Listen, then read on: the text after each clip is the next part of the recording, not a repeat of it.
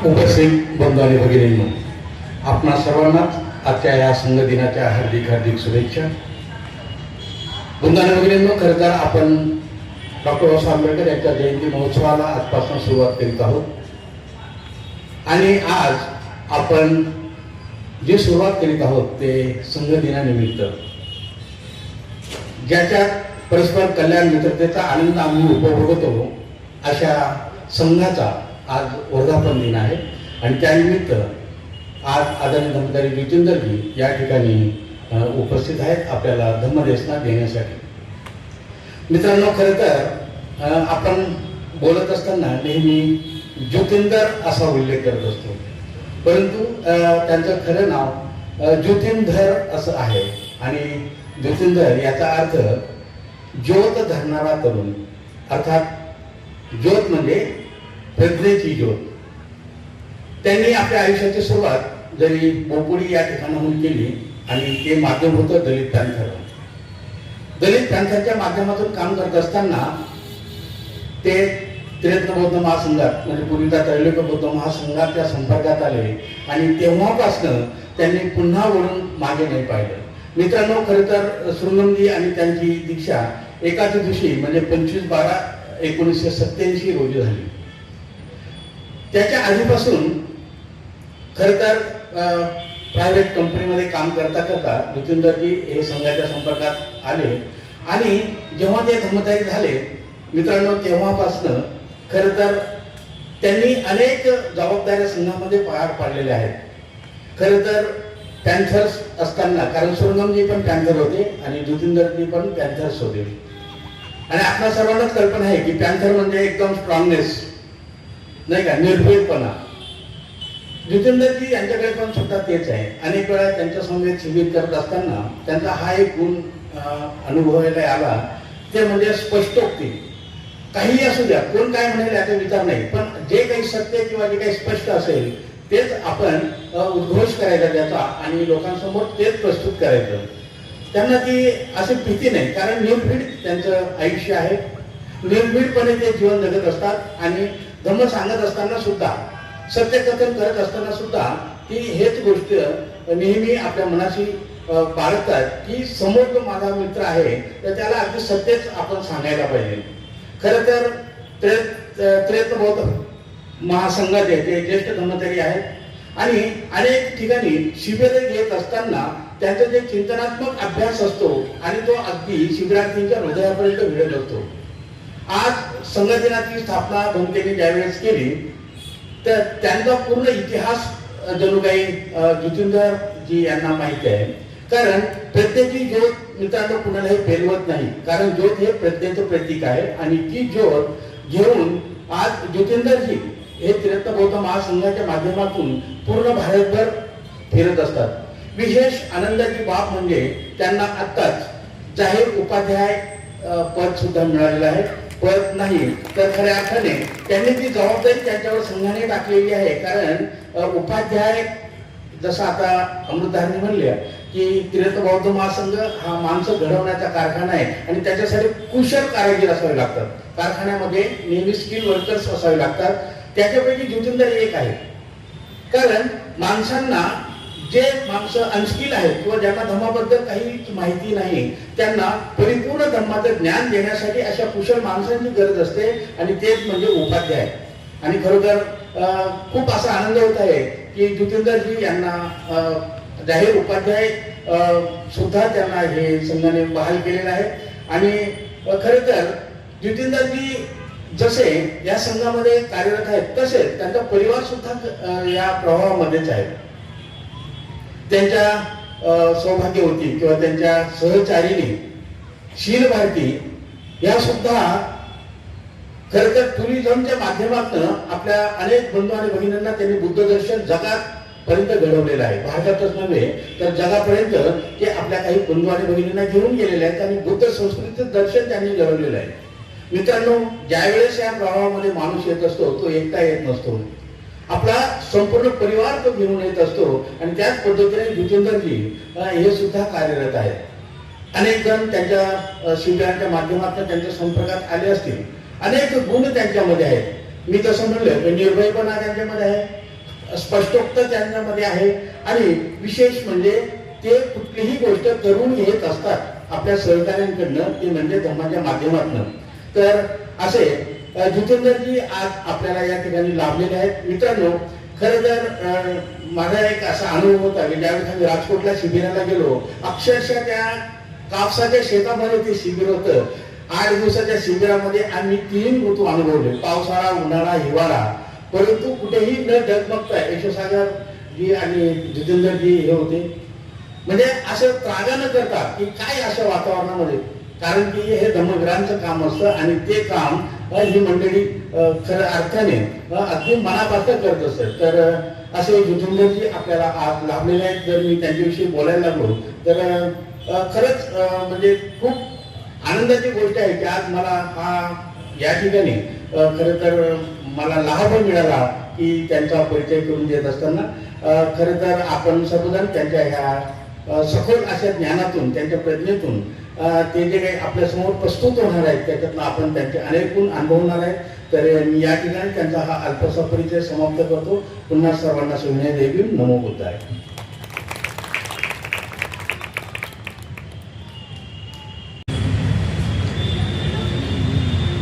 आपल्या सर्वांचे आदर्श महात्मा गौतम बुद्ध, ज्यांना ज्ञानाचं सिंबॉल, प्रतीक समजतं, नव्हे तर ते करुणेचं सुद्धा सिंबॉल आहे, डॉक्टर असं म्हणतात. आणि आज आपण इथे जे बसलेलो आहोत, त्यांनी जे स्थापन केलेले संघ आपल्या जीवनामध्ये जे उतरलेले आहे, असे सर्वांचे गुरु, कल्याण मित्र, भंते संघरक्षक, माझे उपाध्याय, माझे आचार्य, माझे कल्याण मित्र, मंचकावर बसलेले, माझा ज्यांनी परिचय करून दिला सुंदर, खूप आवडलं मला. आणि या केंद्रातील माझे चेअरमन ब्रह्मचर्य शिरवती, माझ्या विकासाला अगदी सुरुवातीपासून ते साक्षी आहे. विद्यमान चेअरमन झाले, मी त्यांचा आचार्य आहे. इथे सर्वच माझे जुने मित्र आहेत. सर्व धर्मचारी, धर्ममित्र, सहाय्यक केंद्रातील सर्वांना माझा मंदिर म्हणून जय देव. आज ही जी आपली प्रवचन मालिका जी आहे, माझं पहिलं व्याख्यान आपण आयोजित केलेलं आहे. आणि विशेषतः संघाचा, विशेषतः आपल्या संघाचा वर्धापन दिन आपण आज साजरा करत आहोत. भारत हा उत्सवप्रिय आहे. सतत सणवार असतात, वेगळे प्रोग्राम असतात. पण बाबासाहेबांच्या अनुयायांचा जो उत्सव असतो, जो कार्यक्रम असतो, तो सगळ्यातून आगळा वेगळा असतो. तुम्हाला, मला, सर्वांना जगाला काहीतरी शिकता येईल अशा गोष्टी आपण करत असतो.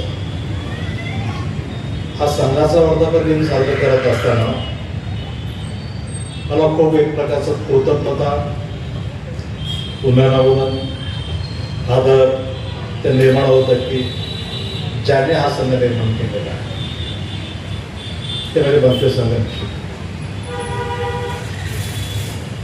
जसं आपण म्हणालात की प्रस्तावनेमध्ये की संघाला इतिहास सुद्धा आहे. बऱ्याच वेळेला आपण सध्या ऐकतो, संघावर बोलतो, संघात आहे म्हणतो. तर मुळातच थोडंसं चिंतनातून अगदी हाय उच्च अर्थाने जर आपण बघितलं की ह्याचा बुद्धाचा संबंध येतो. मी विचार करत होतो की बुद्धाला बुद्धत्व प्राप्त झालं, सत्य लोकांना सांगितलं, तर बुद्धाला तेवढं समाधान वाटलं नाही. कारण भारताची किंवा जगाची त्यावेळेला जी काही परिस्थिती होती, लोकांना कुठल्याच प्रकारचं ज्ञान नव्हतं, कुठल्याच प्रकारचा आदर्श नव्हता. स्वतःचा तारा, स्वतःचा आदर्श, स्वतःचा मार्ग कसा असला पाहिजे याचं बिलकुल ज्ञान नव्हतं. आता जसं विद्यमान असणाऱ्या अनेक ज्ञान देणाऱ्या संस्था आहेत, शाळा आहेत, कॉलेज आहेत, भरपूर काय आहेत, महाराष्ट्र करणाऱ्या अनेक गोष्टी आहेत. कुठल्याच प्रकारचं असं वातावरण नव्हतं. थेट सिद्धार्थ गौतमाने ते शोधून काढलं बाबासाहेब खूप वेगळ्या प्रकारे सांगण्याचा प्रयत्न करतात की बुद्धाने सत्य शोधण्यासाठी गेलं ते म्हणजे दुःख आहे, संघर्ष आहे, भांडणं आहेत, वादविवाद आहेत. पण लोकांना वादविवाद झाल्यानंतर, भांडण झाल्यानंतर उपाय काय हेच माहीत नव्हतं लोकांना. वाद झाले, तो मला आणतो, मी तुला आणतो, आणि मग वाद मिटतात. ते आजही चाललंय तेच बघतो आपण. बुद्धाला मात्र नाही, ह्याला नेमकं कारण काहीतरी असलंच पाहिजे. बाबासाहेबांनी खूप ते शोधून काढलं. बुद्धाच्या घरात त्याच्याचं कारण, सत्य शोधण्याचं कारण, ते समस्याचं मूळ जे आहे ते शोधलं जातं. आणि तेच कारण आजही लागू पडतं तुम्हाला आम्हाला. बुद्धाने शोधलं, बुद्ध तो प्राप्त झालं. नंतर त्यांना असं वाटलं की माझ्या एकट्याचं आता हे काम नाही. बाबासाहेब सुंदर सांगतात की बुद्धाला संघाची स्थापना करायची काय गरज पडली. ते अनेक कारणापैकी काय कारणं सांगतात की लोकांना खरं पाहता कोणाचा तरी आदर्श पाहिजे. त्यांना बघून जेवण कसं जगावं, कसं बोलावं, कसं व्यवहार करावं, कसं आचरण करावं, कोणाला तरी पाहता यावं. कारण मनुष्य जो आहे तो अनुकरण करणारा आहे. एरवी पण लोक अनुकरण करत होते, पण अदृश्य असणाऱ्या, न पाहिलेल्या, न अनुभवलं अशा लोकांचं ते अनुकरण करत होते. जिवंत प्रत्यक्ष मॉडेल लोकांसमोर नव्हताच. म्हणून त्यावेळेला विद्यमान आणि आताही आपण बघतो की दोन प्रकारचे संघ आहेत. एक म्हणजे लोकोत्तर चित्तातून, लोकोत्तर अनुभवातून, प्रज्ञेतून, दृष्टीतून निर्माण झालेला एक संघ आहे तो. आणि दुसरा संघ जो आहे तो म्हणजे ईश्वरी संघ. जसं इस्लाममध्ये, मुस्लिममध्ये, हिंदूमध्ये अनेक आपण संघटना बघतो आपण. त्याचा अभ्यास, त्याचा आधार जो आहे तो देवाने सांगितलेला सिद्धांतावरती, ईश्वराने सांगितलेल्या सिद्धांतावरती तो काम करतो. हे पाहण्याचं, शोधण्याचं कोणी काम करत नाही की त्याचे मूल्य, त्याचे सिद्धांत हे तुम्हाला आम्हाला उपयुक्त आहेत का नाही. पण बुद्धाने मात्र तुम्हाला आम्हाला नव्हे तर त्याच्यानंतर सुद्धा हजारो वर्ष जोपर्यंत या पृथ्वीतलावर मानव आहे तोपर्यंत उपयुक्त ठरेल अशा मूल्य, अशा सिद्धांतावरती तो संघ निर्माण झाला पाहिजे. पण बुद्धाच्या संघाचे तत्व हे लोकोत्तर चित्तातून आलेले आहेत. हा खूप महत्वाचा आहे. आणि इतर जे आहेत ते अलौकिक आहेत, ते भौतिक सिद्धांतावर आधारित आहेत. पण हा मूलभूत जो फरक म्हणून बुद्धाच्या संघाला पाहत असताना हा आर्य संघ, लोकोत्तर संघ म्हणून बाबासाहेबांनी ज्यावेळेला धर्मांतर करत असताना त्यांना हे उमगलं होतं, समजलं होतं. मला ज्या संघाला शरण जायचं आहे तो कोणता. तर त्यांना हे माहित होतं की प्रज्ञेतून निर्माण झालेला, लोकोत्तरतून निर्माण झालेला, ज्याला आर्य संघ म्हणतो, श्रेष्ठ म्हणतो, तो माझ्या पुढं, माझ्या लोकांना तोच आदर्श मला द्यायचा आहे. म्हणून बुद्धाने तो संघ स्थापन केला. लोकांना एक आदर्श, एक नमुना असला पाहिजे म्हणून. आणि लोकांना कसं जीवन जगावं, कोणीतरी टीचिंग करणारा, मार्गदर्शन करणारा, शिकवणारा असा कोणीतरी पाहिजे. त्याच्या सर्वसामान्य भाषेत सांगायला पाहिजे. आणि म्हणून असा वर्ग स्वतः बुद्धाने तयार केला. ही खूप महत्वाची गोष्ट. म्हणून बुद्धाला जगाचा पहिला शिक्षक सुद्धा म्हणलं जातं.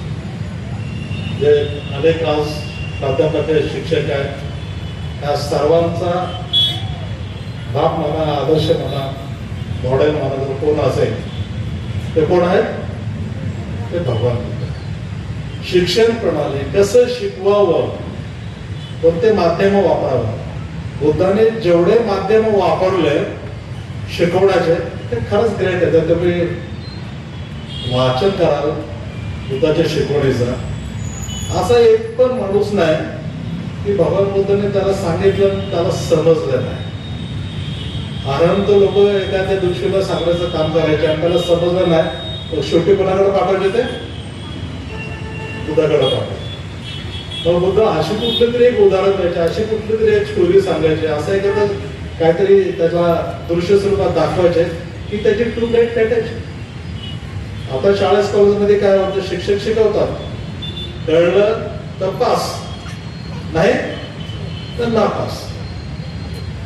त्याच्यामुळं मी एक आमच्या मित्राची एक पत्नी, ती व्हाईस प्रिन्सिपल आहे बॉम्बेमध्ये, आणि मॅथ्समध्ये त्याने PhD केलेली आहे.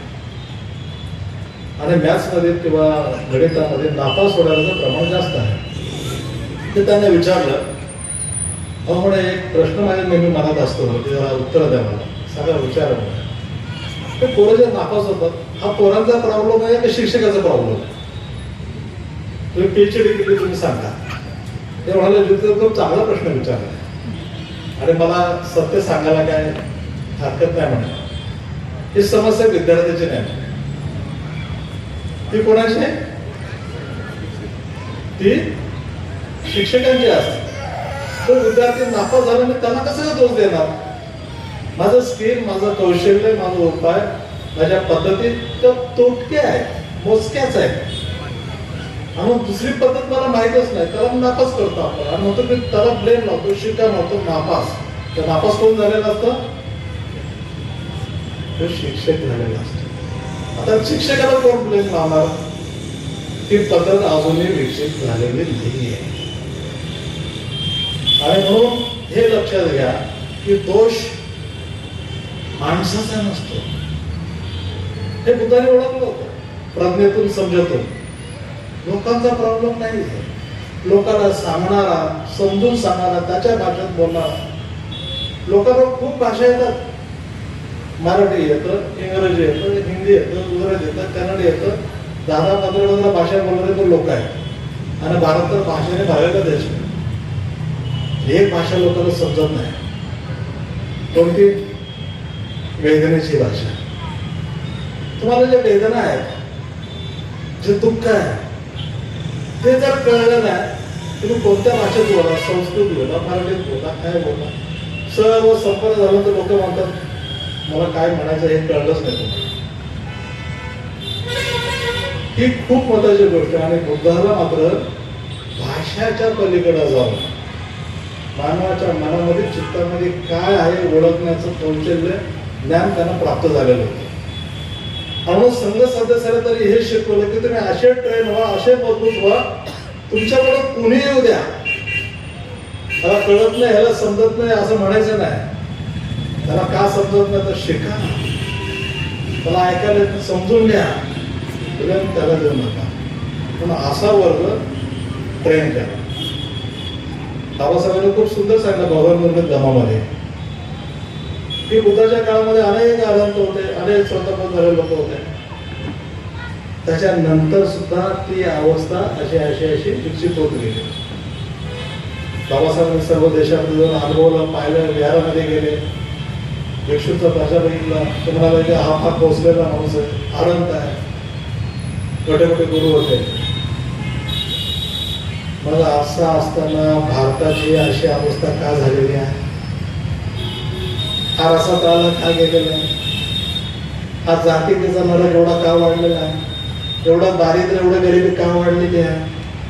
जर मग तिथे एखादा अहंकार आहे आणि तो लोकांच्या जर उपयोगाचा येत नसेल, करुणाभाव नसेल, असला मला अहंकार नको.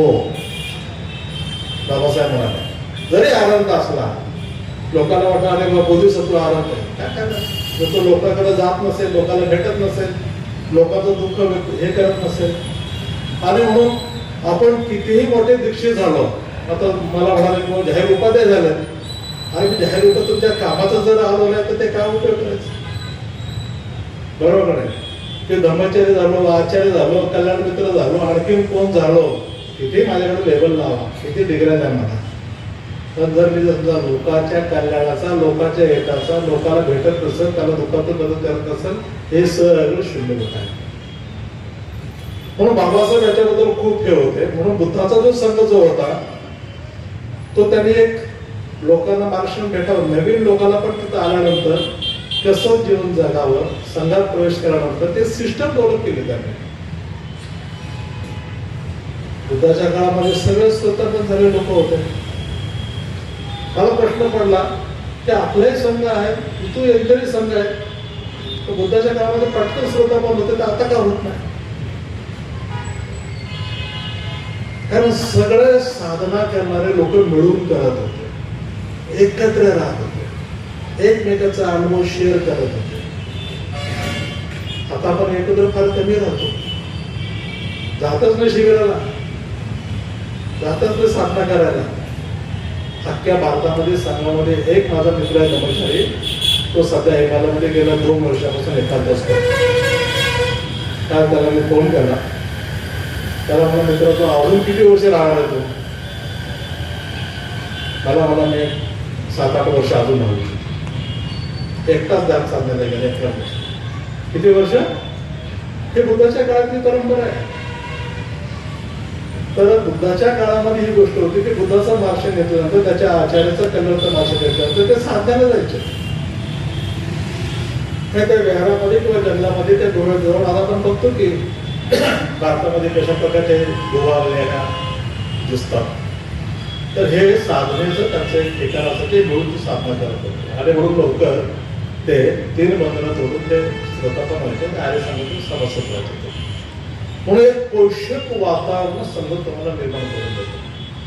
बरेचसे लोक म्हणतात की मला संघात याची काही गरज नाही, हे आता सगळं मोबाईलवरती सगळंच आहे, वाचतो आणि सगळं तोंडपाठ होतं, पुस्तकं उपलब्ध आहे, तिथं कशाला जायचं आता? आणि ते जे मोबाईलमध्ये जे पुस्तकं तिथं धनंजय सांगणार आहे. म्हणून आपण काय करतो, श्रुतमय प्रज्ञा जी आहे ते हळूहळू आपण लोक त्याचा होत चाललेला, ऐकणं, जाणून घेणं, समजून घेणं. मग प्रत्यक्ष जिवंत लाईव्ह धम्माचा सहवास संपर्क येणं खूप महत्वाची गोष्ट, जो अनुभवी माणसाची संवाद केला लागतो. म्हणून बुद्धाने महामंडळ सुद्धा पहिली गोष्ट सांगितली की असे वनाचे भावान जे आत्म्याने ते मूर्ख गेल्या धर्माचं ज्ञान आहे, पहिलं त्याच्यापासून पळा. म्हणजे समजणारे ज्ञानी आहेत, त्याला कळतं पहिलं त्याच्या सहवासात जा, दुसरं काय करून का पहिल्यांदा हे करा. तर आपली जेव्हा वाट लागते, अधोगती होती, केवळ माणसाच्या कोणाच्या सोबत राहत आहे त्याच्यावर सगळं अवलंबून. माझा एक मित्र होता, तर त्याच्या मुलीला तो मुलगा बघत होता आणि म्हटलं विचार कसला मुलगा पाहिजे. म्हणजे एक मुलाचं नाव सुचवलं. तो मला हे सांगा त्याचे मित्र कोण आहेत. मला पैसा विचारा, नोकरी विचारा, आई वडील विचारा, गाव विचारा, खानदान विचारा, त्याचे मित्र कशाला विचारता तुम्ही? तो मला की तो कोणासोबत राहतो त्याच्यावर कळतो की माझ्या पोरीचं लायकीचं आहे का नाही. झटका दिला त्याने मला. पण त्याला मी मित्र सांगितलंय, हे त्याचे मित्र आहे, आता काय विचारत नाही मला, गेला झालं.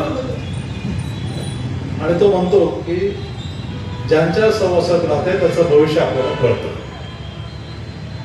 आणि म्हणून बुद्धाच्या काळामध्ये पण हीच गोष्ट बुद्धाने ओळखली होती की लोकांना सत्संगामध्ये ठेवणं, कल्याणामध्ये सर्वच ठेवणं तर माणसं ठरवू शकतात.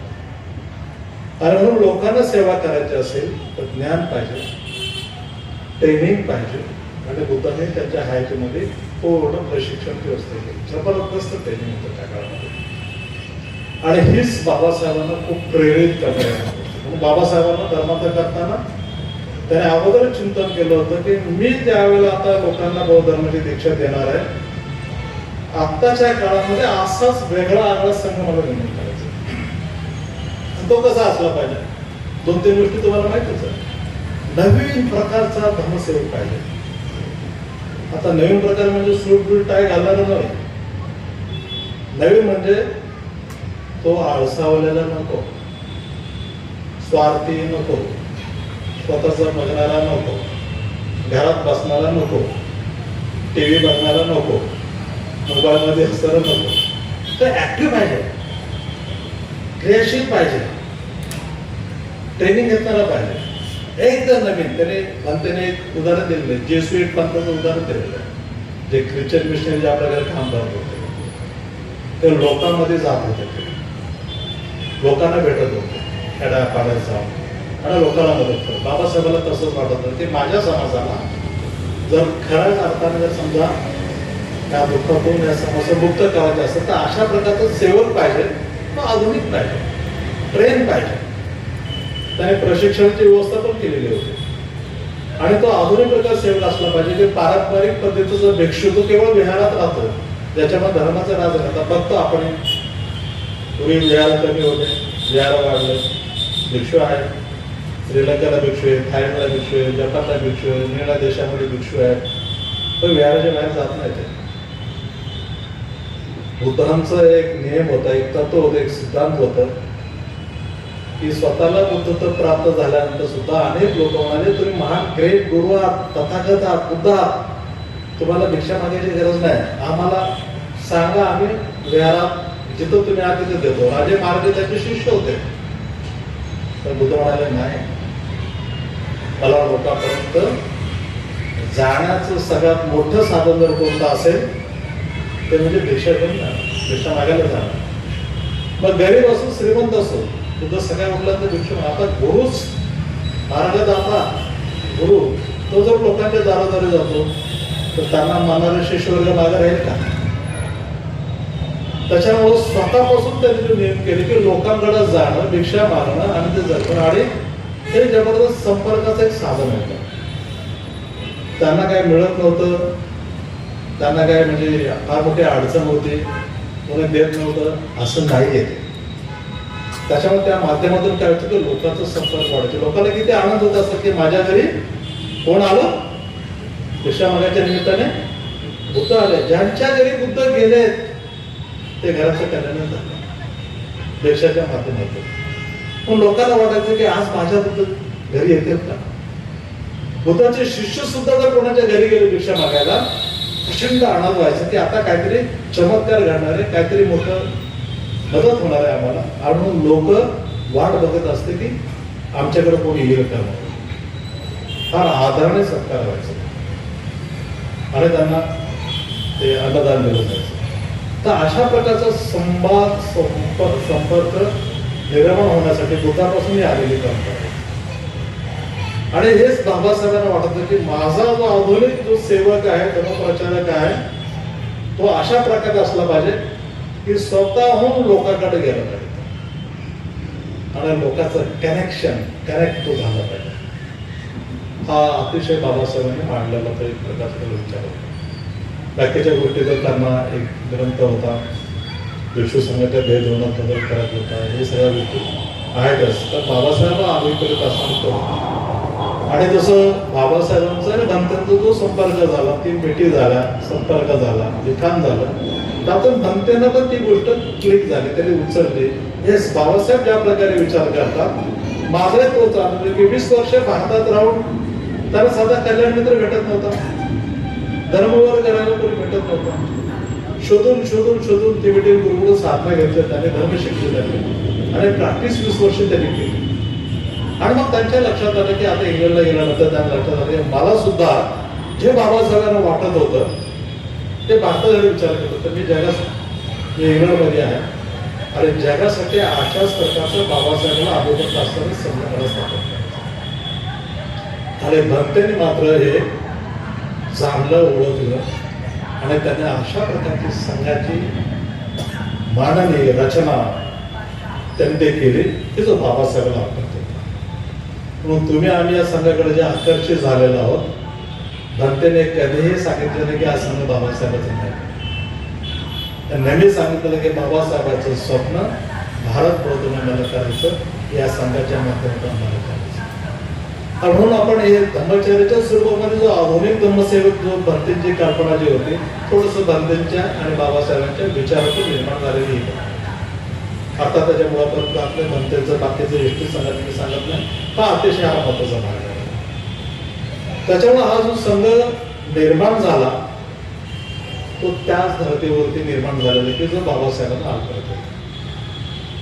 मी ज्यावेळेला सुरुवातीला संघ छोटा होता, मी संघाच्या संपर्कात आलो,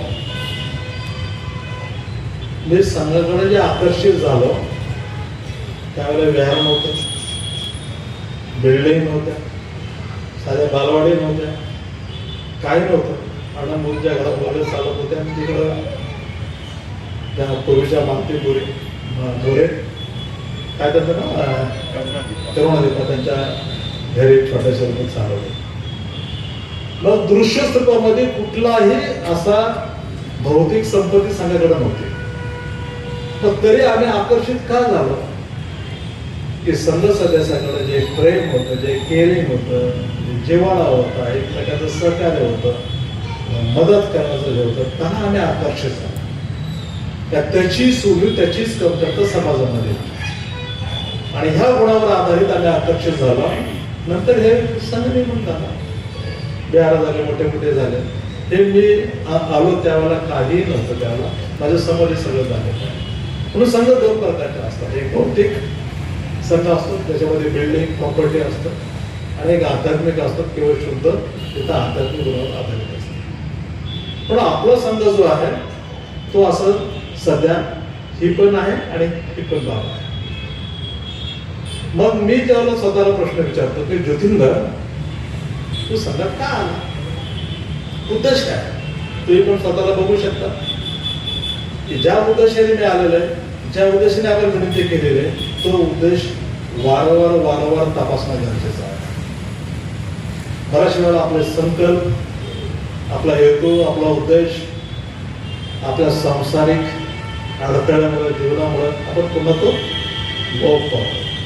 हे नेहमी एक प्रश्न स्वतःला विचारतो, तू कशासाठी आला संघामध्ये? उद्देश काय होता? तर मला आठवतं की मला माझा विकास, उन्नती, प्रगती, बदल, परिवर्तन मला करायचं माझ्या जीवनामध्ये. मी बदलासाठी प्रेरित झालो, ते विकासासाठी प्रेरित झालो. आणि मला असं दिसलं की ह्या संघामध्ये ही संधी आहे. पहिले जेव्हा शिबिर केलं सुदर्शन यांचं भवचक्र, त्याने अभ्यास झाला. मला असं वाटतं हे माझं चित्र यांनी सांगितलेलं आहे. आणि इथे मात्र संधी आहे की मला बदलण्याची. मी कोण आहे, मी कसा आहे, माझा स्वभाव काय, माझं व्यक्तिमत्व काय, हे मला तुरंत लक्षात आलं. आणि ठरवलं की नाही, इथे मला बदलायला चान्स आहे.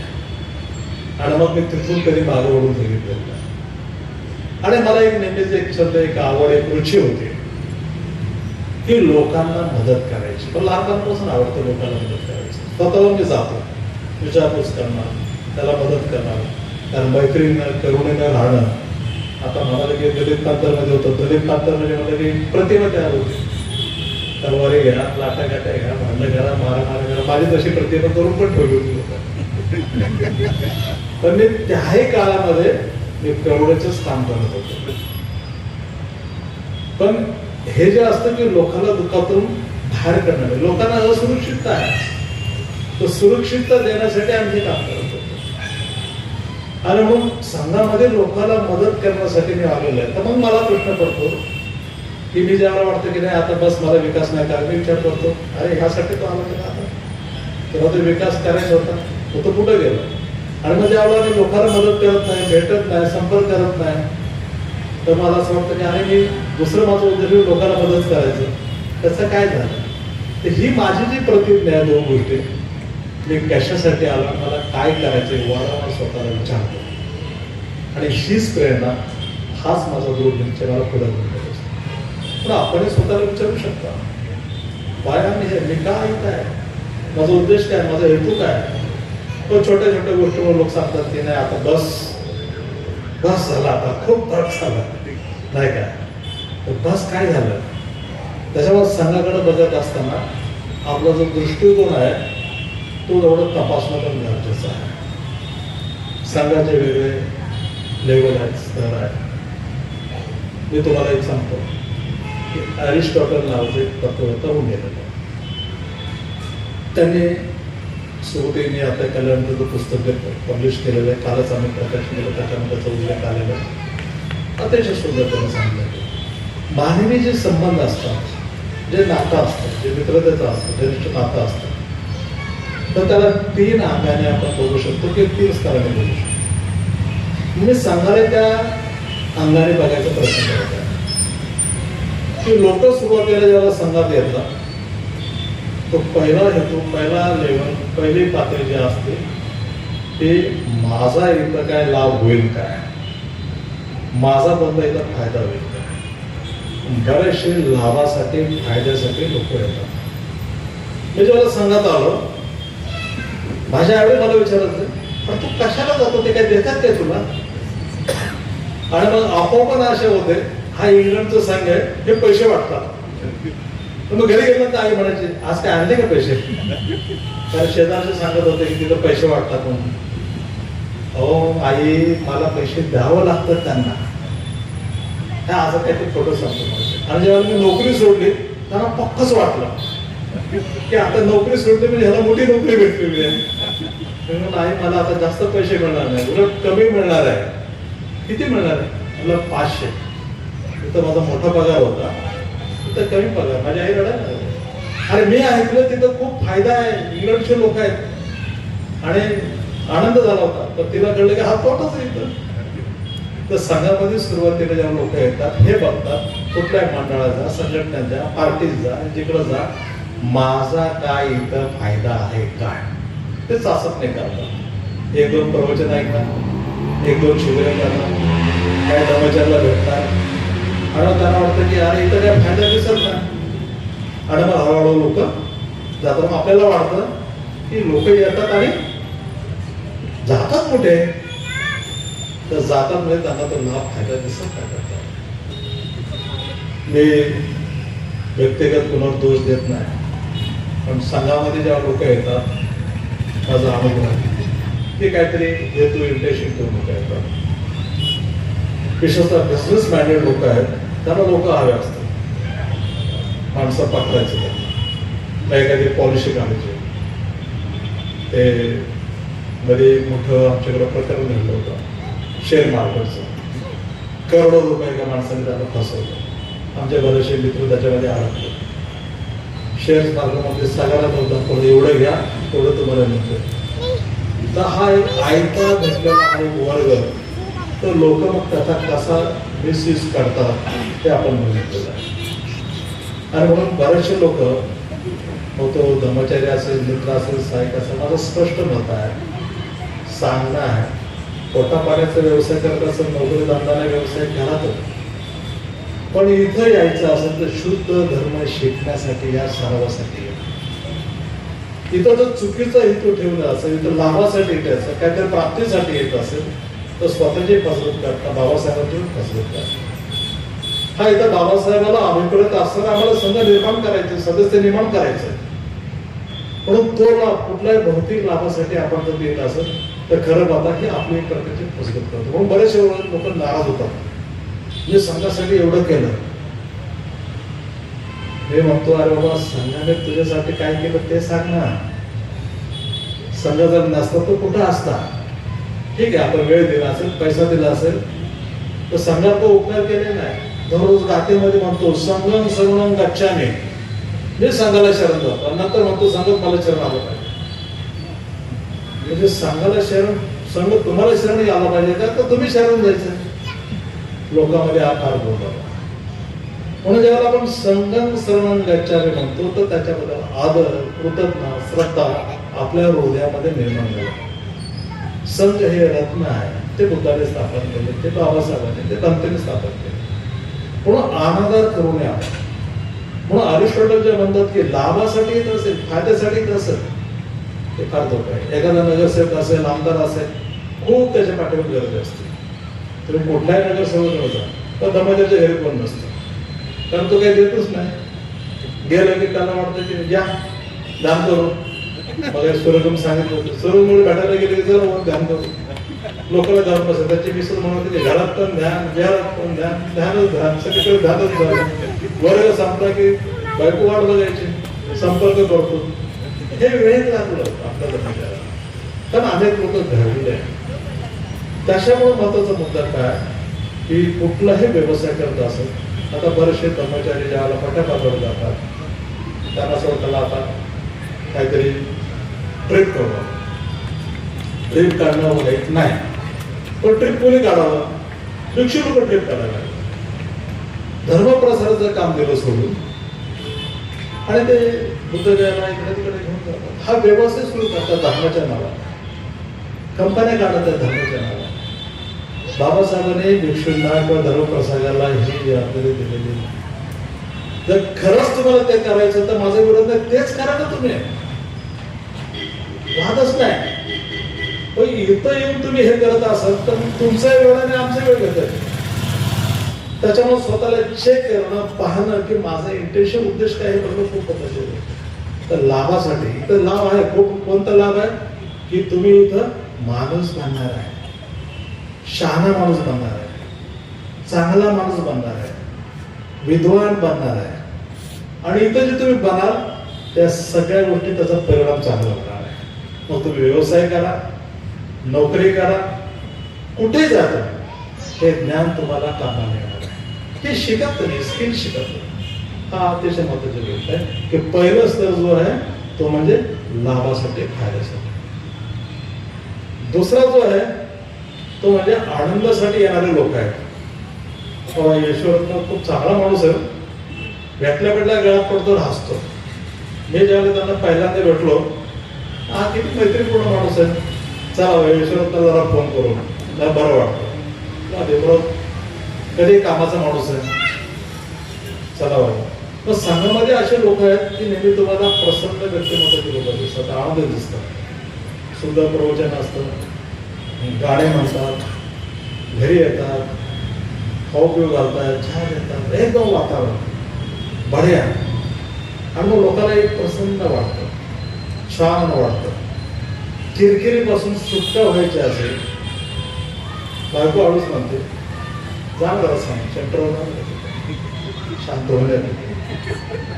घरामध्ये जे वातावरण जेव्हा त्रस्त असतं, किरकिर असतं, घरचे लोक म्हणतात ज्योतिंदर त्यांना जरा घेऊन जा तिकडं.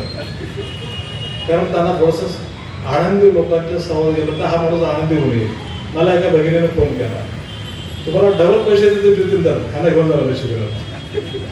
कारण घरात असलं की हे काय केलं, ते काय केलं, अमुक काय केलं, तमुक काय केलं, जे वातावरण आनंदाचं तर बिघडून टाकतो माणूस.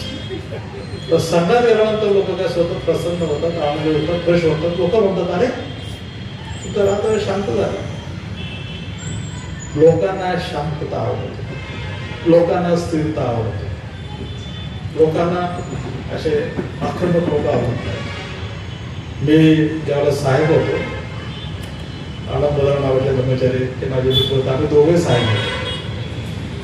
आणि त्यावेळेला आम्हाला पकडून कोणी संघाच्या विरोधात बोलायचे. एकदम प्राध्यापक होते, आम्हाला दोघांना बोलवलं आणि भरत्याबद्दल, संघाबद्दल खूप टीका सुरू केली. त्यावेळेला मी काय ऐकणारा माणूस नव्हता, पटकन रॅक झालो.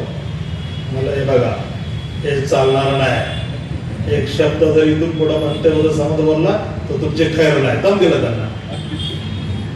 माझा मित्र मात्र खूप सारे अजूनही शांतच असतो, त्याला काही बोला, शहरावरचं एक सुद्धा असं रे असं शांत असतो, शांतच बसला तो असं. आणि मी मात्र शांत नव्हतो, बोललो, दम दिलं त्यांना. ते काय म्हणाले माहिती की मला, तुम्ही दोघे संघात जाता, चांगली गोष्ट, पण दोघात मला फरक दिसला. हा एकदम शांत आहे आणि तुम्ही लोक बोलतो तो जर प्राप्त झालाच ज्योतिंदांना होणार नाही, त्याला होईल पण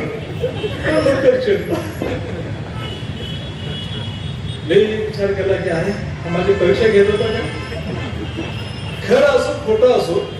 मला वाटलं नाही, लोकल प्रतिक्रिया आपण दिलं नाही, शांत राहायला पाहिजे. आणि शांत राहायचं कसं ते शिकलं पाहिजे. म्हणून संघामध्ये दुसरा एक स्तर आहे, लोक आनंद. तर जर समजा कधी कधी लोक तेवढे आनंद ठेवत नाही, चिडतात, नाराज होतात, मग आपण फुकतो, नाराज होतो, नाही बोलत. त्याला हा धर्मचारी कसं आहे, तो मित्र कसा आहे, ते चाप्टर कसं आहे, केंद्रातले लोक कसं आहे, मग आपण एकमेकांचे हेवेदावे करतो. हा माणूस परमनंट आनंदी असतो का? नसतो ना. आपण माणसंच आहोत, कधी आपण अपडाऊन होत असतो. म्हणून काल मी जर आनंदीत असतो तर उद्या दिसत याची काही गॅरंटी नाही. मग थोडं वाटतं त्याला ज्योतिर्न काल हसून बोललो, आता तर जेईन पण करायला त्या आणि मनस्थिती माझी बिघडली असेल ना, बरोबर नाही. म्हणून माझ्या मनस्थितीवरती संघात यायच्या आणि असं ठरवू नका तुम्ही. आम्हाला बघितलं की येणारच नाही तुम्ही. मग तर दुसरी बाजू पण वेगळे आहे ना. त्याच्यामुळे लोक काय करतात, फक्त पहिल्यांदा चांगला भाग बघतात आणि मग अगदी जवळ आलं तर त्यांना वाटतं ह्याचं काय खरं नाही बाबा, मग ते दूर जातात. मी तर समजले की फार ज्योतिंद्रबद्दल जाहीरमध्ये म्हणजे फार कुठं पोहोचल्यानं मला दिसतं. पण यशवंतांनी सांगितलेली गोष्ट ही तर वेगळीच आहे. मग लोक हे होतात. तर जसं आहे तसं माणसाला आपण काय केलं पाहिजे, पाहिलं पाहिजे. माणूस दोन्ही आहे ना त्या. तर मग बरेचसे लोक काय करतात, आनंद, सुख, शांतता असे वाटणारे लोकांचे सवय, तसे लोक दिसले तर पुन्हा मोठे मागे जातात, मग बाहेरचे पर्यंत, आणि मग संघ सोडण्याचं ते एक कारण आहे. अरिस्टॉटल म्हणतात की हे सुद्धा चुकीचं आहे, तात्पुरतं आहे. निराळे हेतू ठेवून लोक तात्पुरतं हेतूवर येऊ नका. मग शेवटी ते अरिस्टॉटल म्हणतात की गुणावर आधारित संघात यातो. संघाची क्वालिटी बघा, संघाचा हेतू बघा, संघ कशासाठी संघात मी आलेलो आहे, माझा उद्देश काय, बाबासाहेबांनी का संघ स्थापन केलं, संघाने का स्थापन केलं, माझा उद्देश काय देण्याचा, लोक काय करतात मला देणं घेणं नाही. मी ज्यावेळेला सुरुवातीला संघात आलो, एक धर्मचारी मला बघून वाटलं की याला कोणी धर्मचारी केला. सुदर्शन मला बोलवलं, तुला तो आवडला नाही, मला नाही आवडला. मग तू असा बन की इतरांना आवडेल असं पाहतो, दुसऱ्याकडे बघू नको, दुसऱ्याकडे बोलू दाखवू नको. माझे ते कराड मित्र होते, साहेब होतो, मला नेहमी छान छान त्याने सल्ले दिले, आजही मला ते प्रेरणादायक वाटतं. म्हणून इतरांकडे जर बघत राहिलो आपण, मग मात्र काय खरं नाही आपलं. मग स्वतःकडे बघणं आणि संघाने भक्तीने जे मूल्य सांगितलेले आहेत ते लक्षात घेणं, गुणात्मक. संघामध्ये समर्पण आहे, त्याग आहे, ध्यान साधना आहे. अनापरिस्थिती लोकांना वाटतं की हे शिकवलं, अहो लोकांना अनापरिस्थितीचं महत्व हे लक्षातच येत नाही. की मला कधी कधी असं वाटतं, मला जर अनापरिस्थिती माहीत नसेल तर मी कुठं असतो, मला मैत्री भावना माहीत नसेल तर मी कुठं असतो, हे मला फ्री शिकवलेलं आहे. आज लोणावळ्यामध्ये जर तुम्ही ट्रेनिंगला गेला, मी एक असंच फेसबुकवर बघितलं, ध्यानाची कार्यशाळा होती. ते सर्च केलं की त्याचे किती फी आहे, त्यांनी सांगितलं 1.25 लाख रुपये. मला वाटलं माझे धर्मचर्य मोठे, त्याचे पाय पडले पाहिजे, कारण त्यांनी 1 रुपये सुद्धा घेतला नव्हता. आणि तिथं लोणावळ्यामध्ये 1.25 लाख रुपये, त्या भाज्यामध्ये तर पैसे देत नाही, आले कमी पैशातून शिकतो. जे फ्री दिलेलं आहे, करुणेतून दिलेले त्यांनी, मैत्रीतून दिलेले त्यांनी.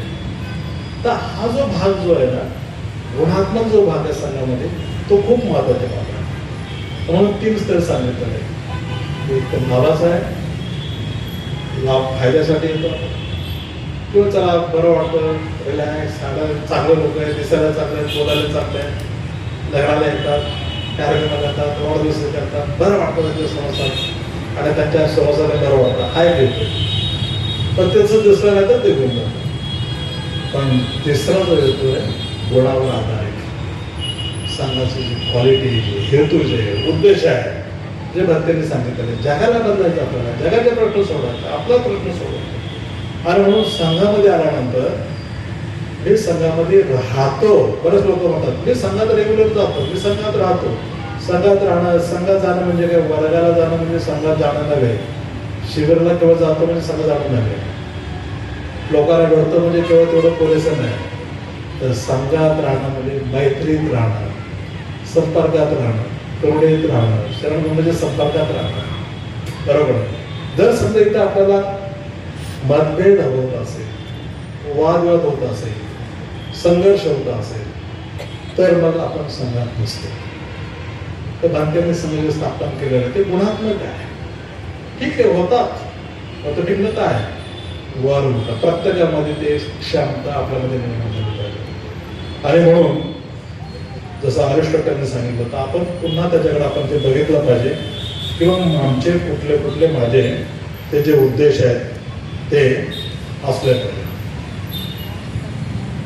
संघ सदस्यांनी जे संघात त्यांना राहायचं, ज्याला संघामध्ये बदल घडून घ्यायचं, काय क्वालिटी त्याच्यामध्ये आहे ते आपण थोडं लक्षात घेऊ आणि नंतर सांगू. पहिली गोष्ट हिंदीतला शब्द आहे जिम्मेदारी. सहाय्यक असेल, मित्र असेल, धर्मचर्य असेल, चिंतक असेल, तो जेव्हा संघात येतो तो जिम्मेदारी म्हणजे काय, जबाबदारी, रिस्पॉन्सिबिलिटी घ्यायला येतो. इथं येतो तो दुसऱ्यावर अवलंबून राहत नाही. तो आता तिथं भाऊ स्वावलंबन, मी जबाबदारी घेणार, पण छोटी असेल मोठी असेल, मी घेणार, मी पुढाकार घेणार. त्यासाठी कोणी सांगायची गरज नाही, ना नेता ना अनुयायी, पण त्याचं विरुद्ध आहे. पुढं काय म्हणाले, ना नेता ना अनुयायी, स्वयं पुढाकार घे. आपण पुढाकार घेतो का? आपण जबाबदारी घेतो का? लोक काय म्हणतात, मीटिंग कुठे झाली, चर्चा कुठे झाली, ठराव कुठे पास झाला, संपर्क करायला, काम करायला, लोकांना भेटायला मीटिंगची ठरावाची गरज आहे का? नाही येते. मी ज्याला नमस्कार होतो, मित्र झालो, मी कपड्यात कामाला होतो, आल्याबरोबर मी ब्लू शर्ट घालायचो. ब्लू शर्ट यासाठी घालायचो की लोकांना ओळखलं पाहिजे की आला रे बाबा धर्मेंद्र चळवळीचा संघाचा. आणि मग दररोज 4-5 लोकांच्या घरी जायचो. झेरी, मावशी, ताई, अरे काय काढले, येऊ का घरामध्ये? आम्ही घरी जायचो आणि चहा प्यायचो, गप्पा मारायचो, विचारपूस करायची. आणि मग असं दररोज माझा प्रोग्राम असेल किंमत कमी 5 घरी दररोज चहा प्यायला जात होतो. मला कोणी सांगितलं नव्हतं, मला असं वाटतं की लोकांकडे गेलं पाहिजे. आणि मग इतर वेळेला इतर भेटत होतो. तर आपण दररोज लोकांकडे गेलं पाहिजे, लोकांना भेटतं, ती जबाबदारी घेतली पाहिजे. आपल्याला बरंचसं काही जे मिळालेलं आहे, पण जर स्वतःकडे जर ठेवलं आपण आणि ती जबाबदारी लोकांना देण्याची जर घेतली नाही आपण, तर ही मात्र खूप घातक गोष्ट आहे. आणि म्हणून आपण स्वतःच्या विकासाची आपण जबाबदारी घेतलेली आहे. आपण आपल्या प्रगतीला दुसऱ्याला जबाबदार धरत नाही की तुझ्यामुळं माझं असं झालेलं आहे. काही जगात चालतं असं. तर संघामध्ये प्रत्येक जण स्वतः जबाबदारी घेतो. म्हणून खूप वेगळा भाग आहे. प्रत्येक कर्मचारी, प्रत्येक मित्र, प्रत्येक सहाय्यक तो कमिटेड आहे. प्रत्येक जबाबदारी त्याच्या लेवलवरती, त्याच्या क्षमतेनुसार तो जबाबदारी घेतो. आणि म्हणून ते टीम वर्क आहे, मिळून काम करतात, प्रतिज्ञाबद्ध होतात. ही खूप महत्वाची गोष्ट आहे. म्हणून मी बघितलं पाहिजे की रेखामा माणूस असतो तो संघात नसतो. बऱ्याचशा वेळेला आज एक बाबासाहेबांचा आज्ञा म्हणून भक्तांचा शिष्य म्हणून संघामध्ये माणसाने काही ना काही जबाबदारी घेतलं. मी ज्यावेळेला इथं आलो, आनंदच्या घरात वर्ग चालत होते. पूर्वी पिंपरीला मग सेंटर झालं. आज आजूबाजूला खूप वेगळ्या वस्ती आहेत, खूप संधी आहेत. अनेक कर्मचारी मित्रांना, सहायकांना वस्तीत जाणं, लोकांना भेटणं, वंदना शिकवणं, पूजा घेणं. लोक किती याचा विचार करू नका. लोक येत नाही म्हणतात ना, काही एक जरी आलं तर काय हरकत नाही. मी ज्यावेळेला भाज्यात होतो, लोणावळ्यामध्ये वर्ग सुरू केला. तुफान पाऊस असतो, लोणावळ्यात किती पाऊस असतो, म्हणून हळूहळू लोक संख्या कमी झाली. आणि त्या घरातला एकच माणूस आहे ना, तो वर्गाला येतो. मी म्हणालो की तो म्हणाला की अहो लोकच येत नाही, तुम्ही बंद करा वर्ग. म्हणलो तू तरी येणार आहे ना? मी एकटाच. मला चालेल, एकट्यासाठी येईन मी. तर भाज्यामधून मी लोणावळ्यामध्ये एकट्याला शिकवणारी वर्ग, त्या दमचरी झाली म्हणतात. त्यांचं नाव आहे ज्ञानभद्र. विचार करू नका किती लोक आहेत. धर्ममित्र असेल, धर्मचर्य असेल, तुम्ही घराच्या बाहेर पडा, लोकांना धर्म शिकवा. बऱ्याच वेळेला हल्ली लोकांना सांगितलं जातं की नाही धर्माचर्य झालं होतं आणि प्रत्येकाला वर्ग गेलं पाहिजे. मी धर्ममित्र असताना 3 वर्ग चालवत होतो. किती? 3 वर्ग. आणि इतरांना माझ्या स्वतःचे वर्ग करत होतो. जेवढं तुम्हाला शिकता येतं, जेवढं जाणता येतं, जेवढं दाखवता येतं, लोकांना देता येतं, तेवढं आपण दिलं पाहिजे. हा निस्वार्थ सेवा आहे. केवळ त्याशिवाय वाढणार नाही. बरोबर आहे. आणि जर बोलता येत तर ट्रेनिंग घ्या, सांगता येतं तर शिका, तुम्ही जाणून घ्या, पण लोकांपर्यंत जा तुम्ही. आणि जो लोकांमध्ये जातो, जो लोकांना शिकवतो, तो संघाचा एक पाईक होतो, शिष्य होतो. आणि बाबासाहेबांचा अनुभव होतो. म्हणून संघामध्ये जातो म्हणजे जबाबदारी घेणारा माणूस असतो. म्हणून हा संघ जो आहे तो जबाबदारी घेणाऱ्यांचा संघ आहे. तो कोणाचा संघ आहे? जबाबदारी घेण्याचा संघ आहे, कमिटेड लोकांचा संघ आहे. हा महत्वाची गोष्ट आहे. म्हणून जिम्मेदारी लिहिलो. दुसरी जी गोष्ट आहे की समजदारी. बरोबर आहे. समज. इथे प्रत्येक सदस्य आपली अंडरस्टँडिंग, माझी समज वाढवण्यासाठी विचार करतो. आणि जो पण काय करतो, जो पण काय निर्णय घेतो, तो समजूतून घेतो. भावनेच्या आधारावरती कुठले निर्णय घेतले जात नाही. कधी कधी लोकांना वाटतं हे काय करत नाही संघ, ते काय करत नाही. बरोबर नाही. आणि मग तो जरा मिटिंग घेतो. लोकांना वाटतं ह्यांची मिटिंग तरी किती असतात. बरोबर नाही. आम्ही चर्चा करतो. अनुभवी लोक शिकतो. आम्हाला नाही समजलं तर आणखी त्यांच्या अनुभवी लोकांना विचारतो. कल्याण मित्राला, आचार्याला, उपाध्याला, टीमला, आणखी कोण कोण असेल त्यांच्यापर्यंत जातो आणि आपली समज ज्ञान हे वाढवण्याचा प्रयत्न करतो. म्हणून संघात कशासाठी येतो, संघात काय जातो, संघात राहणं म्हणजे माझी समज आहे, माझं ज्ञान, माझं नॉलेज ते मला विकसित करायचं. बाबासाहेब याच्यावरती खूप जोर देत होते. नॉलेज इज पॉवर हे बेकनचं तत्व आहे. ज्ञान ही पॉवर, एक शक्ती आहे. आणि बाबासाहेब ज्ञानाच्या त्या ताकदीच्या जोरावर सगळं त्यांनी काय करून टाकलं. म्हणून थोडंसं ज्ञान घेऊन त्याच्यावर खुश होऊ नका, ज्ञान वाढवा. बरोबर आहे. धनतेनं तेच अपेक्षित होते. एकट्या धनतेने एवढं साहित्य निर्माण करून ठेवलेलं आहे, बाबासाहेबांनी एवढं ज्ञान दिलेलं आहे. आपण खूप लकी होती, आता सगळं भाषांतर झालेलं आहे. आणि म्हणून आपल्याला अधिक समजून घेणं, आपले समज वाढवणं. कोणती समज, बाकीचे समज आपल्याला आहे, पण विशेषतः धर्माचं ज्ञान आहे, धर्माचा अभ्यास आहे, ते केलं पाहिजे. पाली विद्यापीठ तिथे आपल्याला शिकवलं जातं. पाली शिका, संस्कृत शिका, मराठी, हिंदी, इंग्रजी शिका आपण. बरोबर आहे. जेवढं आपल्याला शिकता येईल, मग भाषा असेल, ज्ञान असेल, स्किल असेल, ते आपण शिकलं पाहिजे. आणि उचित समज, उचित ज्ञान आपल्याला निर्माण. म्हणून सभासद जो असतो आपला, तो ज्ञानाने संपन्न असतो. त्याच्याकडे बघितलं असं म्हटलं पाहिजे. आणि हुशार माणूस, छान माणूस. मला आठवतं मी त्याला धर्मसाहेब होतो आणि कळलं लोकांना की हा त्रिलोक्याच्या वर्गाला जातो म्हणून. आणि दुसरा एक धार्मिक संस्थेचा एक माणूस होता, तो पण चहा प्यायला आला. तो आमचा एक कार्यकर्ता होता. तो मला दोघे धार्मिक लोक दिसत आहे. मला हे जे आहे ना, हे हायस्कूलचे आहे, आम्ही प्राथमिक शाळेतला. कार्यकर्ता जरा हुशारच होता. नाही विचारत, मग मला त्याला विचारायला लावलं, एक प्रश्न विचारा. गंमत घेत होता आमची. मग म्हणलं बाबा 4-0 तुम्हाला माहिती आहे का? तुम्हाला एक पहिल्यांदाच ऐकतो. तो म्हणला मी तुम्हाला चहाचे सगळे पैसे देतो, पण प्रश्न का विचारू नका. तर लोकांना आहे ना, खरं पाहतं कौतुक कोणाचं होतं? हुशार माणसाचं होतं, चांगल्या माणसाचं होतं. घरामध्ये वादविवाद आहेत, ते गरज आहे, समजदार माणसाची गरज आहे. म्हणून खूप लोकांना शिकलेले जरी असलं तर समज नसेल तर काय पाहिजे. मी आज बघतो अनेक लोकांच्या घरामध्ये प्रचंड वादविवाद आहेत, प्रचंड भांडणं आहेत, मानसिक प्रॉब्लेम आहे, व्यसन आहे, वादविवाद होतात. छोट्या समजीची गरज आहे. तर समज नसेल काय उपयोगाचं नाही. आपण पती पत्नी एकत्र राहतो, मुलं म्हणून एकत्र राहतो, आणि जर समजूनच घेतलं नाही. आता माझी मुलगी जवळपास 25-26 वर्षाची.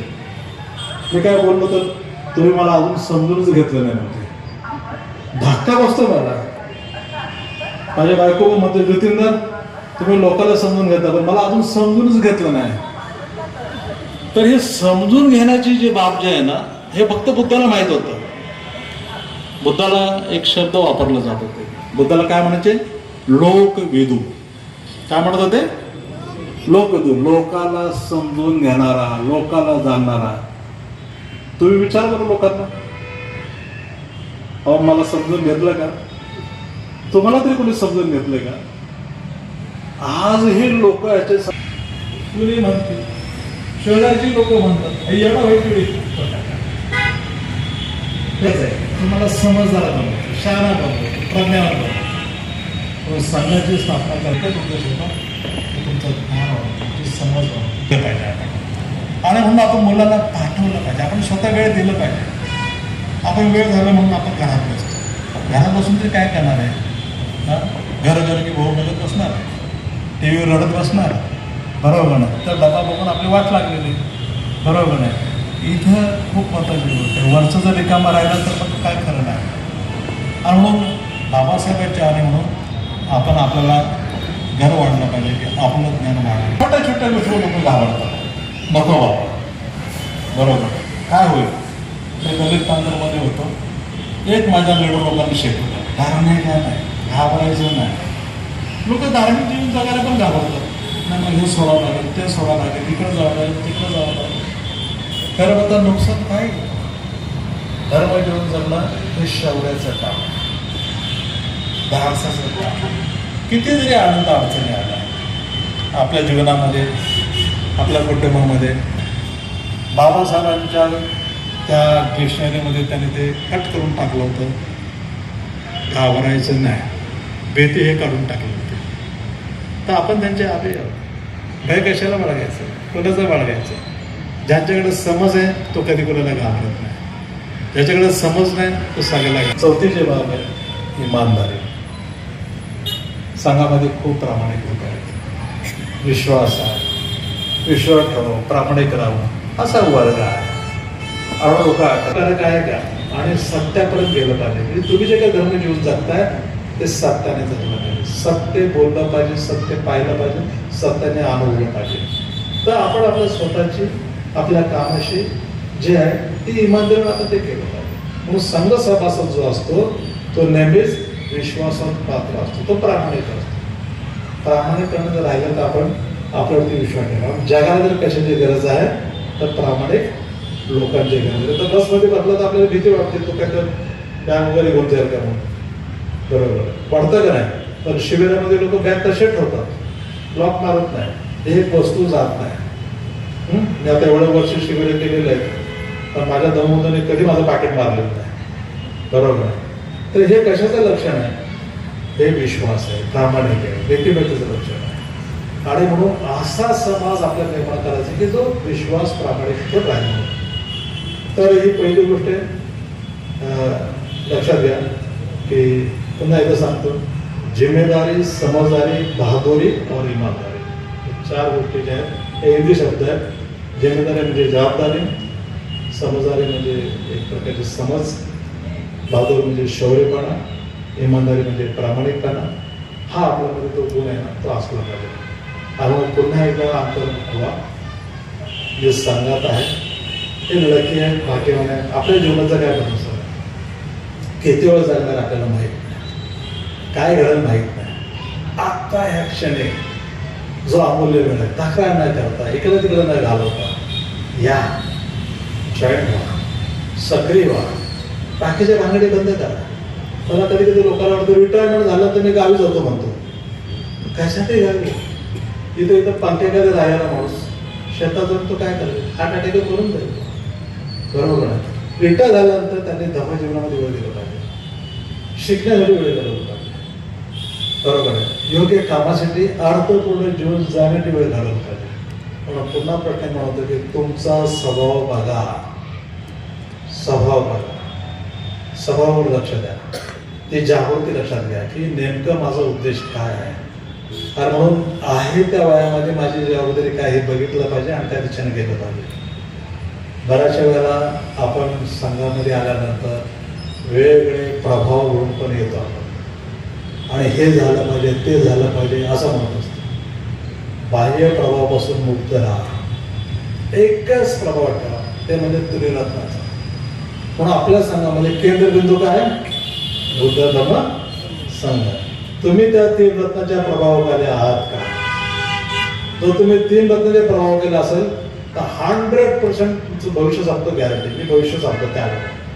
पण जर समजा त्रिरत्न नसेल मग समजायचं सगळ्या गोष्टीचा अभाव. बरोबर आहे.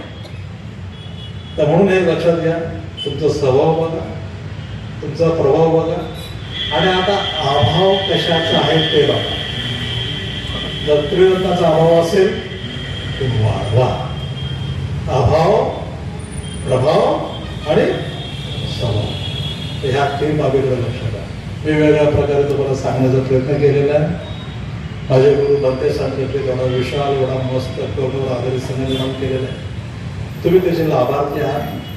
तिथपर्यंत संतुष्ट होऊ नका, थोडा अजून जागे व्हा, स्वतः वर उचला आणि एकमेकाला मदत करा, एकमेकाला सहकार्य करा, प्रेम करा. आहेत असं ते दोष आपल्यामध्ये कोणी परिपूर्ण आहे, सोडून द्या ना, भाग करा त्यांना.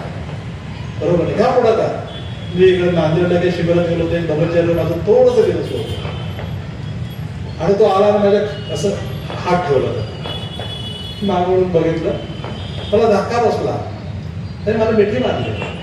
कशा आहात तुम्ही? मला वाटलं अनपेक्षित न बोलणारा, मला वाटलं हा बोलणार नाही तर काही वर्ष, नाराज झाले नाही, तो विसरला तो. म्हणून इथं यायचं भांडणं विसरण्यासाठी यायचं, भांडणं मिटवण्यासाठी यायचं, सुसंवाद निर्माण करण्यासाठी यायचं, माफ करण्यासाठी यायचं. पुनर्नोंदण करण्यासाठी यायचं, ऐकण्यासाठी यायचं, चांगल्या गोष्टी सांगण्यासाठी यायचं, मिठी मारण्यासाठी या, प्रेम करण्यासाठी या, करुणा विकसित करून या, भांतेसारखं करण्यासाठी या. बाबासाहेबांसारखं जे स्वप्न बाळगलं होतं ते स्वप्न आपल्या हृदयामध्ये निर्माण करण्यासाठी या. असं करत तर बाबासाहेबांचं स्वप्न पूर्ण झाल्याशिवाय राहणार नाही. तुमचं स्वतःचं जीवन, तुमचं कुटुंब, तुमचा समाज सुखी झाल्याशिवाय राहणार नाही. आणि म्हणून आजच्या या प्रसंगी सर्वात महत्त्वाची गोष्ट म्हणजे सण याच्याने या आपण सगळे म्हणून पुन्हा एकदा संघाला स्मरण करूया, श्रद्धा व्यक्त करूया, आदर व्यक्त करूया आणि संघाला शरण जाणार. संघ मला शरण येणार नाही, मला सांगायला सांगितलं आणि त्या हृदयामध्ये जतन करूया. मी तुम्हाला शुभेच्छा देतो. जय भीम. नमो.